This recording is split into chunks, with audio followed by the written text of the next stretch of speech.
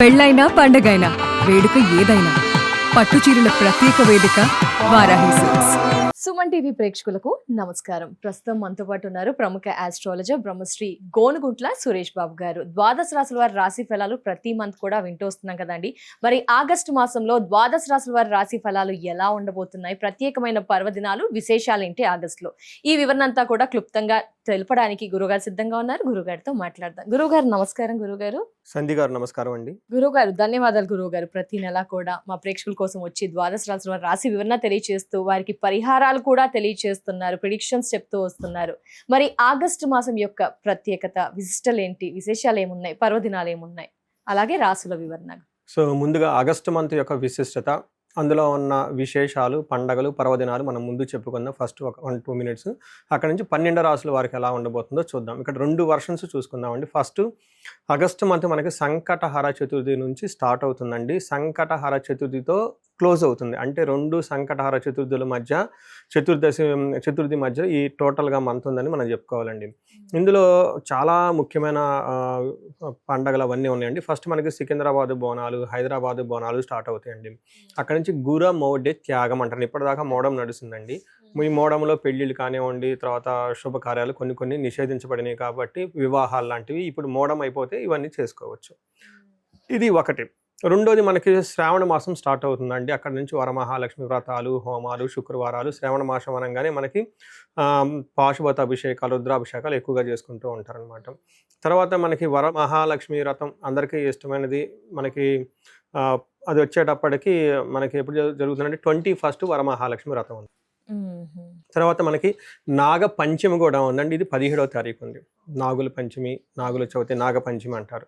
ఇది అయిపోయిన తర్వాత మనకి అమ్మవారికి సంబంధించిన జంజాలు మార్చుకుంటూ ఉంటారండి. రాఖీ పౌర్ణమి అంటుంటారు. తర్వాత గాయత్రి మాత పుట్టినరోజు అని ఉంటారు. యజుర్వేదం వాళ్ళంతా జంజాలంతా మార్చుకుంటారు. వెరీ వెరీ ఇంపార్టెంట్ సంధ్యావందనం చేసే వాళ్ళకి. నెక్స్ట్ మనకి లాస్ట్లో అగైన్ సంకటహర చతుర్థితో ఈ మాసం అంతా ముగిసిపోతూ ఉందండి. ఇందులో ఈ విధంగా అనేక రకాలైన పండగలు, విశేషాలు, చాలా విశిష్టతలన్నీ కలిగి ఉన్నారండి. సో ఇది అంతా ఒక పక్కన అయితే మనకి జ్యోతిష శాస్త్రం ప్రకారం 4 గ్రహాలు మారుతూ ఉన్నాయండి. సో ఈ 4 గ్రహాలు మారే వాటిలో ఫస్ట్ వచ్చేటప్పటికి శుక్రుడు ఆగస్టు 1నే మారుతూ ఉన్నారండి. తర్వాత సెకండ్ గ్రహం కుజుడు ఆగస్టు 2న మారుతూ ఉన్నారు. బుధుడు వచ్చేటప్పటికి ఆగస్టు 5th. అంటే ఆగస్టు 1st, 2nd, 5th 3 గ్రహాలు మారుతున్నాయి. ఆగస్టు 17th సూర్యుడు మారుతూ ఉన్నారు. 4 గ్రహాలు మారుతున్నాయి. సో టోటల్గా ఇలాంటి పర్వదినాలు కలిగిన ఈ శ్రావణ మాసంలో 4 గ్రహాలు మారటం వల్ల మనకి 12 రాసుల వారికి ఎలా ఉందో మనం చూద్దాం. గురుగారు, మరి ద్వాదశ రాశుల్లో మొదటి రాశి మేష రాశి వారికి ఆగస్ట్ నెలంతా కూడా ఎలా ఉండబోతోంది? సో ఫస్ట్ స్ట్రైట్ లైన్, అంటే మనకి ఎక్కువ టైం ఉండదు కదండి. 2 ముక్కలు చెప్పానండి అని చాలా మంది అడుగుతుంటారు కాబట్టి వాళ్ళకి ఈ మంత్ అంతా తటస్థంగా ఉంటుందండి. అంటే అంత పెద్ద ఛాలెంజింగ్ గా ఉండదు, అంత పెద్ద ఆప్టిమిజంగా కూడా ఉండదు. వీళ్ళకి విపరీత వేదానికి కొన్ని కాన్సెప్ట్లు ఉంటాయండి. అంటే వీళ్ళ మీద ఎఫెక్ట్ చూపించాల్సిన గ్రహానికి వేరే కొన్ని గ్రహాలు అడ్డు రావటంతో ఆ యొక్క ప్రభావం వీళ్ళ మీద పడదన్నమాట. అతిగా ఉండదు, అందుకని ఏదున్నా కానీ ఇప్పుడు సన్లైట్ డైరెక్ట్గా వచ్చి పడితే వేరే ఏదన్నా అడ్డం ఉంటే పడేది వేరు కదండి. అలానే వీళ్ళకి మంచి చెడు రెండింటికి కూడాను, ఒక గ్రహం మంచి చేయాలి అనుకున్నా కానీ అంటే ఆటంకాలు ఉన్నాయి. అలానే చెడు చేయాలనుకున్న గ్రహానికి కూడా ఆటంకాలు ఉండటంతో వీళ్ళకి ఈ మంత్ అంతా సాధారణంగా ఉంటుంది అని మనం చెప్పుకోవచ్చు. అయితే ఇప్పుడు ఇందులో మనం ఒక్కొక్క గ్రహం డీటెయిల్డ్గా చూసుకునే ముందు వీళ్ళు ఏలినాటి శని యొక్క ప్రభావంతో ఉన్నారండి. కొంచెం గమనించుకోవాలి. ఈ మధ్య రీసెంట్గా మేషరాశి వాళ్ళకి సంబంధించిన కాల్స్ ఎక్కువగా రావటం ఫ్లో స్టార్ట్ అయింది నాకు లాస్ట్ 1 month 2 months నుంచి. దానికి ముఖ్య కారణం ఏంటంటే ఏలినాటి శని యొక్క ప్రభావంతో ఎక్కువగా ఉన్నారు. ఆదాయం అనేది సరిగా రావటం లేదు. తర్వాత అనుకున్న పనులు త్వరగా ముందుకు అవటం లేదు. కొత్తగా ఏదైనా ప్రోగ్రామ్ పని కానీ స్టార్ట్ చేస్తే అందులో పెద్ద ఉత్సాహంగా లేకుండా, లాభాలు లేకుండా ఉంది. మెయిన్ ధన ప్రవాహం అనేది వీళ్ళకి లేదు, ఆగిపోయి ఉంటుంది. లేదంటే విపరీతంగా ఖర్చులు అయిపోతున్నాయి. ఈ యొక్క సిచ్యువేషన్లో చాలామంది ఉన్నారండి. అది ఏలినాటి శని యొక్క ప్రభావం తెలుసుకొని చక్కటి తగు పరిష్కారాలు చేసుకుంటే సమస్య తీవ్రత చాలా వరకు తగ్గే అవకాశం ఉంటుందండి. ఇది మనం పక్కన పెడితే ఈ మంత్లో మీరు ఎప్పుడైతే ఈ 4 గ్రహాలు మారినాయి వాటి యొక్క ఇంపాక్ట్ ఎలా ఉంటుందో మనం చూసుకోబోయే ముందు ఇందులో ఉన్న నక్షత్రాలు అశ్విని 1, 2, 3, 4 పాదాలు, భరణి 1, 2, 3, 4 పాదాలు, కృతిక ఫస్ట్ పాదం అంతా ఇందులో ఉంటారు. మనం పేరు బలం బట్టి చూసుకుంటే చూ, చే, చో, లాలి, లూలో, ఆ అన్న అక్షరాలంతా ఇందులో ఉన్న వాళ్ళకి వాళ్ళ ఫస్ట్ బాగా మోస్ట్ పాపులర్ అయిన పేర్లు. అవి వీటి కింద వస్తాయని గమనించుకోవాలి. మనకి లఘు గోచారము, సూక్ష్మ గోచారం అని ఒక కాన్సెప్ట్ ఉంటుంది. ఈ కాన్సెప్ట్ ప్రకారం మనకి చిన్న చిన్న వర్డ్స్లో హోల్ మంత్ అంతా ఎలా ఉందో చెప్పుకోవచ్చు. ఇందులో చూసుకున్నాం అనుకోండి, మనోరుచం ధనలాభం ధన ప్రాప్తిం విపత్తిం అంటారు. మనోరుజం అంటే మానసికంగా చాలా టెన్షన్స్ ఉంటాయి. అలానే ధనలాభము, విశేష ధనలాభం, ధనం అయితే వచ్చే అవకాశం ఎక్కువగా ఉంటుంది. అలానే విపత్తిం, ఆపదలు వచ్చే అవకాశం కూడా ఎక్కువగా ఉంటుంది. అయితే ఇందాక ముందుగా చెప్పుకున్న ప్రకారంగా ఇది ఏది జరిగినా వాళ్ళకి లో ఇంటెన్సిటీ, చాలా తక్కువ మోతాదులో వీళ్ళకి అనుభవంలోకి వచ్చే అవకాశం ఉంటుంది. వేద విపరీత వేద కాన్సెప్ట్ ధన ప్రవాహం కానీ విపరీతంగా ధనం కూడా ఏమి రాదు. అలానే ఆపత్తులు ఉన్నాయని కానీ, విపత్తులో ట్రబుల్స్ అని కానీ అవి కూడా ఎక్కువగా ఏమి రావు. ఒక మోడరేట్గా నార్మల్గా ఉండే అవకాశం వీళ్ళకి ఎక్కువ ఉంటుంది. సో ముఖ్యంగా మనకేం చెప్తామంటే 5వ స్థానంలో సూర్య భగవానుడు అంటే దేహలాస్యం మనస్తాపం సుహృద్వేషం ధనవయం బుద్ధి చంచల్యం ఆప్నోతి పంచమే రవి సంయుతే అని చెప్తారు అంటే సంస్కృతంలో. గురుగారు ఏంటి మొత్తం అర్థం? ఇది అంటే మనకేం చెప్తారంటే శారీరకంగా అలసట ఉంటుంది ఒకటి. తర్వాత మనస్తాపం అంటే ఏమంటారు, ఏదో ఒక టెన్షన్స్ ఎక్కువగా ఉంటాయి. అంటే ధనవ్యయం ఉంటుంది. బుద్ధి చాంచల్యం అంటే మనసు అనేది నిలకడగా ఉండదు అని చెప్తుంటారు. అవుట్ ఆఫ్ కంట్రోల్ మైండ్ అంటారు చూడండి. జనరల్గా మనకి ఏం చెప్తారంటే ఇది మనకు సాంస్క్రిట్లో చెప్పిన మీనింగ్ అండి. ధన ప్రవాహం అయితే బాగుంటుంది. బట్ ఇన్ రియల్ లైఫ్లో నాకు వచ్చిన కేసులు చూసుకుంటే ఈ టైంలో మనకి ఏం చెప్తారంటే 5వ స్థానంలో సూర్యుడు ఉండటం వల్ల ఎడిక్షన్స్ ఎక్కువగా ఉంటాయి అని చెప్తారు. అంటే టూ మచ్గా మూవీ చూడటం, టూ మచ్గా మొబైల్ చూడటం, టూ మచ్గా రిలేషన్షిప్ మెయింటైన్ చేసుకోవటం, గ్యాంబ్లింగ్ చేయటం, అలా బుద్ధి చాంచల్యం, మైండ్ అనేది స్థిరంగా ఉండకుండా అటు ఇటు వెళ్ళిపోతూ ఉంటుందని మనకి ఎక్కువ చెప్తూ ఉంటారు. కాబట్టి అంటే టయాన్ని ప్రెషర్స్గా ఉపయోగించుకుంటే చాలా బాగుంటుంది. అనవసరమైన గురించి పెట్టాల్సిన దానికంటే ఎక్కువగా డబ్బులు పెట్టడం, చేయాల్సిన దానికంటే ఎక్కువగా చేస్తే ధనం పోతుంది. రెండోది మనకు రావాల్సిన రిజల్ట్ కూడా రాదు. కాబట్టి ఇది కొంచెం గమనించుకోవాలి. నెక్స్ట్ వీళ్ళకి కుజుడు మారుతూ ఉన్నారండి. కుజుడు 3వ స్థానంలో మారటం ఇది మంచి జరుగుతుందని చెప్పుకోవాలి. ఇందులో మనకేం చెప్తారు, ఏ విధంగా మంచి ఆరోగ్య నిత్య సంతోషం బంధుమిత్ర సమాగమ అర్ధలాభ పుత్ర సౌఖ్యం ఇష్టసిద్ధి తృతీయగే కుజ అంటారు. అంటే 3వ స్థానంలో ఎప్పుడైతే కుజుడు ఉంటారో ఆరోగ్యం బాగుంటుంది, నిత్యం సంతోషంగా ఉంటారు, బంధువులతోటి మిత్రులతోటి చక్కగా కలిసి పార్టీలు ఫంక్షన్లు చూస్తూ ఉంటారు. అర్ధలాభ అంటే ధనలాభం ఉంటుంది. నెక్స్ట్ పుత్ర సౌఖ్యం, పుత్రులతోటి ఫ్రెండ్స్ అంతా బాగుంటారని చెప్పుకోవచ్చు. ఇష్టసిద్ధి అనుకున్న పనులన్నీ చక్కగా అయ్యే అవకాశం ఎక్కువగా ఉంటుంది. ఇప్పటి వరకు ఈ రాశి వాళ్ళకి జాబులు రాకపోయినా, లేదంటే ఏదన్నా విషయంలో వీళ్ళకున్న టాలెంట్ క్రియేటివిటీ బయటకు వచ్చేసి 10 మంది చేత గుర్తింపు రాకపోయినా ఈ టైంలో ఇది బెస్ట్ టైం వీళ్ళకని మనం చెప్పుకోవచ్చు. మెయిన్ రిస్క్ టేకింగ్ ఎబిలిటీస్ చాలా ఎక్కువగా పెరుగుతూ ఉంటుంది, ధైర్యంగా ఉంటారని చెప్పుకోవచ్చు. ఫాదర్కి హెల్త్ విషయంలో జాగ్రత్తగా ఉండాలి. ఫాదర్కి హెల్త్ విషయం. నెక్స్ట్ ఇప్పుడు మనకి శుక్రుడు చూద్దామండి. శుక్రుడు యగానీలకు కొంచెం ఇబ్బంది పెట్టే విధంగా ఉన్నారు. మనం ఇందాక సూర్యుడు ఇబ్బంది పెడుతున్నారు, మధ్యలో కుజుడు మాత్రం బాగున్నారు. ఇప్పుడు చూసుకుంటే మనకి శుక్రుడు 6వ స్థానంలో ఉండటం అంత మంచిది కాదు అని చెప్తారు. సో ఏ ప్రకారంగా చెప్తారంటే విరోధ శత్రుపీడం జ్ఞాతీనాంచ విరోధ ఆయాసో ధారాపుత్ర ద్వేషై షష్ఠే భృగునందనే అని చెప్తారు. దాని అర్థం ఏంటంటే విరోధులు ఎక్కువగా ఉండే అవకాశం ఎక్కువగా ఉంటుంది, శత్రువులు ఎక్కువగా ఉంటూ ఉంటారు, బంధువులతో గొడవలు అయ్యే అవకాశం ఎక్కువగా ఉంటుంది, టైర్డ్నెస్ ఎక్కువగా ఉంటుంది, ప్రయాణాలు చేస్తే కలిసి రావు, మెయిన్ భార్యతోటి పుత్రులతోటి గొడవలు అయ్యే అవకాశం ఉంటుంది. అంటే ముఖ్యంగా ఇక్కడ మనకి కామన్గా చెప్పుకుంటే బంధువులతోటి తర్వాత రిలేటివ్స్ తోటి చాలా జాగ్రత్తగా ఉండాలి, అనవసరంగానే ఆర్గ్యుమెంట్స్ పెట్టుకోవచ్చు అని మనం చెప్పుకోవచ్చు. అయితే ఇందులో పాజిటివ్ సైడ్లో చూసుకుంటే వీళ్ళకి ఎవరైనా లవ్, రొమాన్స్, ప్లేజర్స్ అవి చేసుకునే వాళ్ళకి, లగ్జరీ ఎక్స్పెన్స్ చేసే వాళ్ళకి అవంతా బాగుంటుందని మనం చెప్పుకోవచ్చు. సో ఏ ప్రకారంగా చూసుకున్నా కానీ వీళ్ళకి కొంచెం బేసికల్గా ఇంటర్పర్సనల్ స్కిల్స్, డిసిప్లిన్ ఉంటే ఈ మంత్ అంతా చాలా బెస్ట్గా ఉందని మనం తెలుసుకోవచ్చు అండి. గ్రహాల పరంగా ఇలా ఉంది అని తెలియజేసి నక్షత్రాలు ఏ విధంగా సపోర్ట్ చేస్తున్నాయి? నక్షత్రాలు అశ్విని, భరణి, కృతిక 3 నక్షత్రాలు. ఇందులో అశ్విని నక్షత్రం చూసుకుంటే ఫస్ట్ పాజిటివ్ సైడ్లో హోల్ మంత్ అంతా చూసుకుంటే వీళ్ళకి సక్సెస్ఫుల్గా ఉంటారు, ఎన్ని ఇబ్బందులు ఉన్నా సక్సెస్ ఉంటారు. నెక్స్ట్ ధన ప్రాప్తి, ధనం అయితే ఏదో ఒక విధంగా వాళ్ళకి వచ్చేస్తూ ఉంటుంది. వాళ్ళకి తగినంతగానో లేదంటే ఎక్కువ మొత్తానికి ధనం అయితే వస్తుంది. నెక్స్ట్ చూసుకోవాల్సింది వీళ్ళకి మెయిన్ 3 ముఖ్యంగా నెగిటివ్ సైడ్లో చూసుకుంటే వీళ్ళకి బంధనము, కలహము, రోగము చూపిస్తుందండి. అంటే బంధనం అంటే వీళ్ళు చాలా కన్ఫ్యూజన్లో ఉంటారు. ఫ్యూచర్ ఉంటుందా, లేదంటే అనుకూలంగా ఉంటుందా, ప్రతికూలంగా ఉంటుందా, నెక్స్ట్ మనం ఇండియాలో ఉంటే బాగుంటుందా, అబ్రాడ్లో ఉంటే బాగుంటుందా, బిజినెస్ చేస్తే బాగుంటుందా, బిజినెస్ చేయకూడదా, నచ్చిన అబ్బాయి ప్రపోజల్ వచ్చింది అసలు చేసుకోవాలా లేదా, ఇవి కూడా వస్తుంటాయి నా కాల్స్ అప్పుడప్పుడు. ఈ క్లమ్జీ మైండ్ తో సందిగ్ధంలో ఉంటారు, కన్ఫ్యూజన్లో ఉంటారు. అది ఈ టైంలో ఒకసారి జాతక చక్రం చూపించుకుంటే బాగుంటుంది.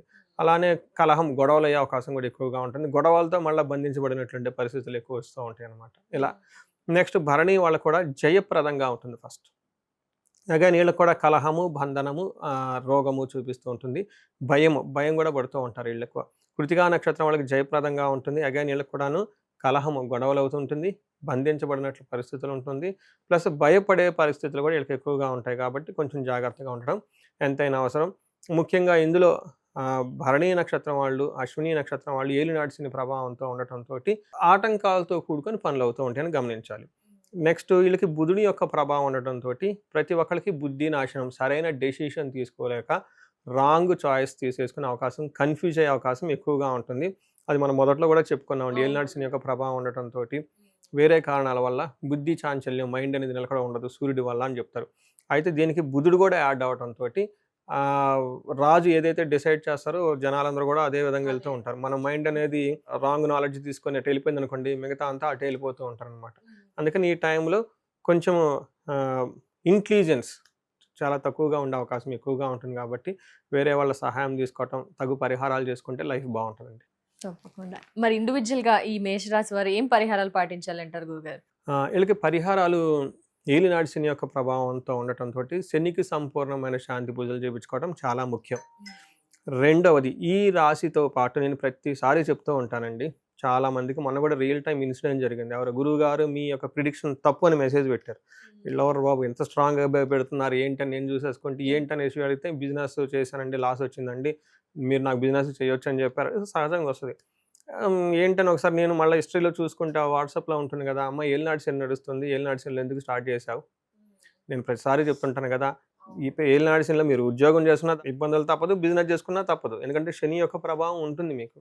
అందులో ఆ కామెంట్లో నేను పెట్టిన దాంట్లో ఉంది, అది దాంట్లో అదిగో అమ్మ ఇక్కడ ఉంది చూసుకో అమ్మ, కొంచెం ఆగి స్లోగా వెళ్ళాలి, కొత్తగా బిజినెస్లో పెట్టకూడదు, కొత్తగా ఫ్రెండ్షిప్స్ ఉంటే చాలా జాగ్రత్తగా ఉండాలి. ఎందుకంటే ఇది ప్రతిసారి రిపీటెడ్గా నా వీడియోలు అన్నింటిలో చెప్తూనే ఉంటాను. ఏలినాటి శని ప్రభావంతో ఉన్న వాళ్ళు జాగ్రత్తగా ఉండాలి. రెండోది, ఇదే ఏలినాటి శనికి సంబంధించిన వేరే రాశులు ఉంటాయి. ఏమేమి రాశి అనుకుంటేనండి, మనకి మీనరాశి, కుంభరాశి, లేదా అష్టమ శని నడుస్తున్న సింహరాశి, అర్ధాష్టమ శని నడుస్తున్న ధనుసు రాశి. ఇవి మాట్లాడి రాసులు కూడా నా బుర్రలో నిండిపోయినాయి. అందుకని నైట్ లెగిసినా కానీ ఈ రాసులు వస్తూ ఉంటాయి. ఎక్కువ కాల్స్ ఇక్కడి నుంచో వస్తూ ఉంటాయి కాబట్టి అండి. అందుకని ఇలాంటి పరిస్థితిలో ఉన్న వాళ్ళు ఇంట్లో ఎవరైనా ఈ రాసుల వాళ్ళు ఉన్నా కానీ కేర్ఫుల్గా ఉండండి. 1-2 సార్లు జాతకాలు చక్రాలు చూపించుకొని బిజినెస్ స్టార్ట్ చేసేప్పుడు ఇండివిజువల్ గా చెక్ చేయించుకుంటే బాగుంటుంది కదా గురుగారు, ఏ వేలో వెళ్ళాలి ఎట్లా అనేది, ఇలా లాస్ అయ్యే బదులు. ఇప్పుడు ఏమవుతుందంటేనండి, బిజినెస్ స్టార్ట్ చేయాలంటే ఇన్వెస్ట్మెంట్ కావాలి. ఇన్వెస్ట్మెంట్ ఎక్కడి నుంచి వస్తుందండి? ఇంతకుముందు ఆల్రెడీ మనం సంపాదించుకుంది కదా, ఇంతకుముందు సంపాదించుకుంటే అట్లీస్ట్ మనం బ్యాంకులో పెట్టుకుంటే కొద్ది గొప్ప వస్తుందండి. ఇప్పుడు పెట్టుకొని ఏదో చేసేది డబ్బులని పోగొట్టుకుంటే ఇట్లా డబ్బులు 2 million, 3 million, 10 crores, 15 crores పోగొట్టుకుని అయిపోయిన తర్వాత వచ్చిన వాళ్ళు నా దగ్గర చాలా మంది ఉన్నారు. అందుకని వాళ్ళకి చూస్తే కరెక్ట్గా ఇదిలా ఉంటాయి, ఏలినాటి శనులు అవి ఇవి ఉండేసి తెలవకుండా పాపం పెట్టేసుకుంటారు. స్టార్ట్ చేయొద్దు అని చెప్తారా గురువు గారు, లేకపోతే ఏదన్నా దానికి పరిహారం ఆల్టర్నేట్ ఏమైనా చెప్తారా? ఈ ఏలినాటి శనిలో అంత ముందు ఉన్నాయి చేసుకుంటే బెస్ట్ అని చెప్తారు. కొంతకాలం ఆగండి, ముందుకు వెళ్ళకండి కొంచెం అని అలా చెప్తారు. రెండోది, ఏలినాటి శనిలో రిహార్సల్స్ బెస్ట్ టైం. మీరు బిజినెస్ చేయాలనుకోండి, తక్కువ ఇన్వెస్ట్మెంట్లో అలా ఒక ఎక్స్పెరిమెంట్ లాగా మన పెద్ద చేపను పట్టడం చిన్న ఎర వేసినట్లు అలా ఎరేసుకోవటం. మళ్ళీ ఇందులో ఫిక్స్డ్ అసెట్లు కొంటే చాలా కలిసి వస్తుందండి. చాలామందికి ఏలినాటి శనిలో ఇల్లు కొన్నా లేదంటే లాంగ్ టర్మ్ ఇన్వెస్ట్మెంట్లో ఉంటాయి అనమాట. భూమి కొని అక్కడ పక్కన వేసిన అంటే చేయొచ్చండి, మనం బిజినెస్ చేయొచ్చు. బట్ అది చేసే స్టైల్ డిఫరెంట్గా ఉంటుంది. బిజినెస్ అనగానే ముందు అందరూ హోటల్ బిజినెస్ పెట్టేసుకుందాం, ఈజీ కదా, ఇంట్లో తింటుంటాం కదా అని రకరకాల థియరీతో వచ్చేసి అక్కడ డబ్బులు పోగొట్టుకునే చాలా మంది ఉంటారు. లేడీస్ అయితే ఎక్కువ బుటిక్ బిజినెస్ పెట్టేసుకున్నాం అంటే ఇమ్మీడియట్గా అక్కడ చూసి పెట్టుకుంటారు, తర్వాత లాస్ట్లో వచ్చేస్తుంటారు. చూసుకోవాలి వాళ్ళకి జాతకానికి ఏది బిజినెస్ పడుతుంది, ఎలా చేసుకోవాలి, ఏ స్టైల్లో బిజినెస్ చేస్తే ఉంటుంది.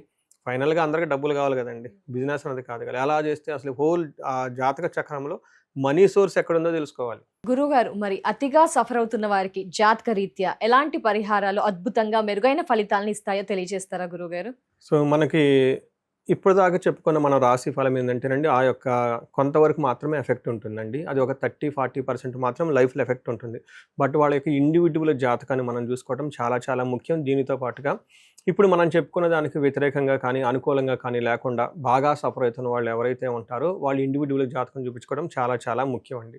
అండ్ నేను రీసెర్చ్ గ్రూప్ లాగా చేస్తున్నానండి. అరౌండ్ మనకి 40 years +or- 5 years, అంటే 35 to 45 ఎవరికైతే ఏజ్ ఉందో అప్పటిదాకా వాళ్ళ కెరియర్లో చాలా సక్సెస్ఫుల్గా ఉండి, అకాడమిక్స్లో చాలా సక్సెస్ఫుల్గా ఉండి, కెరియర్లో కూడా ఒక మేనేజర్ లెవెల్, ఒక నాయకత్వ లక్షణాలు, సమాజంలో ఒక ఉన్నతమైన పొజిషన్కి వచ్చేసి అందరి దగ్గర కీర్తి ప్రదేశాలు, గౌరవం, మర్యాద, కొంచెం డబ్బు సంపాదించుకొని ఒక సిస్టమాటిక్గా ఉన్నవాళ్ళు సడన్గా ఆ ఏజ్లో డౌన్ వస్తుందండి. దీనికి మిడ్ లైఫ్ క్రైసిస్ అని చెప్పేసి మనకు అంటూ ఉంటారు జనరల్గా మోడర్న్ సైకాలజీలో. హార్మోనల్ చేంజెస్ అని, పోస్ట్ మెనోజ్ అని, ప్రీ మెనోపాజ్ అని రకరకాల పేర్లతో చెప్తూ ఉంటారు. బట్ అరౌండ్ 40-45 మధ్య లాట్ ఆఫ్ చేంజెస్ ఉంటుందండి, అది జెంట్స్కి లేదంటే లేడీస్కి. ఇది ఎందుకు వస్తుంది, కారణం ఏంటి అని మనం ఒక మిడ్ లైఫ్ క్రైసిస్ అని ఒక టైటిల్ పెట్టి వదిలేయకుండా జ్యోతిష శాస్త్రం చాలా బ్యూటిఫుల్గా అందులో మనకి రీజన్స్ చెప్తారు ఎందుకని. చాలా శాపాలు ఉంటాయండి. అంటే మనకి లైఫ్లో కొన్ని ఏజ్లో కొన్ని యాక్టివ్గా ఉంటాయండి. మన చిన్నప్పుడు బాలారిష్టాలు అంటారు, పెళ్ళైనప్పుడు వివాహ దోషాలు అంటారు, కొంచెం లైఫ్లో సెటిల్ అయ్యి ధనం వచ్చినప్పుడు వేరే శాపాలు ఉంటాయండి. తర్వాత ఈ శాపాలు ఇంకా ఏమైనా ఉన్నాయి అనేది యాక్టివ్ అవుతున్నాయో చూసుకోవాలండి. సో నా రీసెర్చ్లో ఎవరైతే ఇలా సక్సెస్ఫుల్ ట్రాక్ రికార్డు ఉండి సడన్గా ఆగిపోయారు, బ్లాక్ అయ్యారంటే ఖచ్చితంగా వాళ్ళ దాంట్లో శాపాలు యాక్టివేట్ ఉంటాయండి. సో ఇది ఎప్పుడైతే నేను ఈ మెసేజ్ చెప్పుకుంటూ వస్తున్నాను లాస్ట్ 4-5 months నుంచి వచ్చిన హారోస్కోపులు మొత్తం ఇలాంటి కాలసర్ప దోషాలని, పితృదోషాలని, మాతృదోషాలని, మాతృశాపాలని, ఇలా మనకి శాపాలని ఉంటాయండి. దాదాపు ఒక 7-8 బాగా పవర్ఫుల్ శాపాలు ఉంటాయి అనమాట. అలానే గ్రహ దోషాలు ఉంటాయి అనమాట. అవి ఎంత చేసినా కానీ పోవన్నమాట. ఇవి జనరేషన్స్ నుంచి వస్తాయి. మొన్న రీసెంట్గా కూడా ఒకళ్ళు వచ్చారండి, చూసిన వెంటనే చెప్పాను మీ అబ్బాయికి త్రిపిండి దోషం ఉంది, అది వీళ్ళ చేసిన వల్ల రాదు, వీళ్ళ యాన్సిస్టర్ చేయటం వల్ల. అప్పుడు అవునండి, మా చిన్నప్పుడు మా అమ్మమ్మ గారు ఇలా చేసేవాళ్ళండి, ఆ తర్వాత మా పిన్ని కూతురు ఒక ఆమె చనిపోయిందండి, ఇలా ఉందండి, ఇలా వాళ్ళ హిస్టరీ అంతా చూసుకుంటూ వచ్చారనమాట. ఇలా జనరేషన్స్ నుంచి ఎప్పటి నుంచి ఉన్న టఫ్ అయిన ప్రాబ్లమ్స్ ఉంటే ఇవన్నీ వస్తూ ఉంటాయండి. ఒకసారి హారోస్కోప్ చూపించుకోవటం ఎంతైనా ముఖ్యం. ఇమ్మీడియట్గా పరిష్కారాలు చేసుకొని పరిహారాలు చేసుకుంటే లైఫ్ అనేది ఆ బ్లాక్ పై ముందుకెళ్ళిపోతారండి. నెక్స్ట్ ఇండివిజువల్గా ఎవరైనా ధనానికి విపరీతంగా బాధపడుతూ ఉంటే స్వర్ణలక్ష్మి విశేష హోమం అని ఉంటుందండి. రాబోయేది వరమహాలక్ష్మి. మనం శుక్రవారాలు చక్కగా చేసుకుంటాం కాబట్టి ప్రతి ఒక్కళ్ళు దాన్ని సద్వినియోగం చేసుకోవాలండి. నేను మా ఫ్రెండ్ ఒకళ్ళు ఉన్నారండి, వీళ్ళు ఇవన్నీ నమ్మరు. ఫ్రెండ్ కాబట్టి ఓకే వెళ్ళిపోతుంది, నా ప్రొఫెషన్ అని, ఆయన ప్రొఫెషన్ ఆయన ఈ మోటివేషనల్ స్పీకరు, గైడెన్స్ ఇదంతా ఇస్తూ ఉంటారు, ఇంగ్లీష్ బుక్స్ అవన్నీ చదివేసి నమ్మరు వాళ్ళు బేసికల్గా. సో ఏదో ఒక సందర్భంలో వాళ్ళ ఇంట్లో నేను కుబేర పాశుపత అభిషేకం చేయించాల్సి వచ్చింది. అది కూడా ఫోర్స్, ఫ్రెండ్ కాబట్టి నువ్వు ఇన్ని చేస్తున్నావు కదా నా గురించి ఒక్కటి చేయని చెప్తే అదంతా అయిపోయిన తర్వాత ఫస్ట్ వాళ్ళు ఇచ్చిన రెస్పాన్స్ ఏంటంటే, నాకు ఇలాంటి పూజలు ఎన్ని ఉన్నాయండి అన్నారు. పాశుపతాలు దాదాపు 365 ఉంటాయండి. మెయిన్ ఇంకా చాలా ఉంటాయి. అంటే డైలీ ఒక్కొక్కటి మా ఇంట్లో చేపిస్తారా అని అడుగుతున్నారు. డైలీ ఒకటి ఏమని చెప్పేసి చూడండి. అంటే ఆ మంత్రాలకి ఆ వైబ్రేషన్స్ అలా ఉంటుందండి. ఇప్పుడు ఒక చిన్న మాట మిమ్మల్ని అలా అంటే నెగిటివ్గా ఫీల్ అయిపోతాం. మరి ఆ మంత్రాలు, అన్ని మంత్రాలు అంతమంది బ్రాహ్మణులు చదివితే అది ఎక్కడ పోతుందండి, దానికి ఇంపాక్ట్ ఉంటుందండి. అందుకని ఇలాంటి పరిష్కారాలు చక్కగా చేసుకుని లైఫ్లో 10 అంతలు ముందుకెళ్ళాలని చెప్పేసి నేను కోరుకుంటున్నాను. వచ్చేది స్వర్ణలక్ష్మి, మనకి లక్ష్మీ వ్రతాలన్నీ ఉన్నాయి కాబట్టి స్వర్ణలక్ష్మి అభిషేకం ఉంటుంది, పాశుపత అభిషేకం, విశేష హోమం ఉంటుంది. అందరూ చక్కగా సెలబ్రేట్ చేసుకొని ధనవంతులు కావాలని చెప్పేసి నేను కోరుకుంటున్నాను. ఏదైనా కనుక వివాహానికి కనుక ప్రాబ్లంగా ఉంటే అన్యోన్య దాంపత్య పాశుపత అభిషేకము, హెల్త్ బాగా లేకుండా ఉంటే మనకేమని చెప్తారంటే మృత్యుంజయ పాశుపత అభిషేకము, హోమము, కాలసర్ప దోషము, త్రిపిండి దోషము, ఇవి ఇలా ఎనీథింగ్ వాళ్ళకి ఎక్కడైనా కనుక ఛాలెంజ్ ఉంటే ఇమ్మీడియట్గా ఒకసారి అపాయింట్మెంట్ తీసుకొని జాతక చక్రం చూపించుకొని దాని కారణాలు ఏంటో పరిష్కరించుకొని ఇమ్మీడియట్గా పరిహారాలు చేసుకుంటే 3 to 6 months మొత్తం లైన్లో పడిపోతారండి. సో ఎన్నో కేసులు చేస్తున్నాను. ఇది మహర్షులు ఇచ్చిన ఈ జ్ఞానాన్ని, మన పెద్దవాళ్ళు ఇచ్చిన ఈ మంత్రాలని, వీటిని ఉపయోగించుకొని లైఫ్ 10 అంతలు వెళ్ళాలని చెప్పేసి నేను కోరుకుంటానండి. అందరికీ అష్టలక్ష్మిలు ఉండాలని చెప్పేసి, కృపా కటాక్షం కలగాలని, భోగభాగ్యాలతో అందరూ వృద్ధి చెందాలని చెప్పేసి కోరుకుంటున్నానండి. నమస్తే. ధన్యవాదాలు గురువు గారు. రాశి వివరణ, ప్రిడిక్షన్, పరిహారాలు, అలాగే అతిగా సఫర్ అవుతున్న వారికి కూడా పరిహారాలు తెలియజేసినందుకు చాలా ధన్యవాదాలు గురుగారు. నమస్కారం. నమస్తే.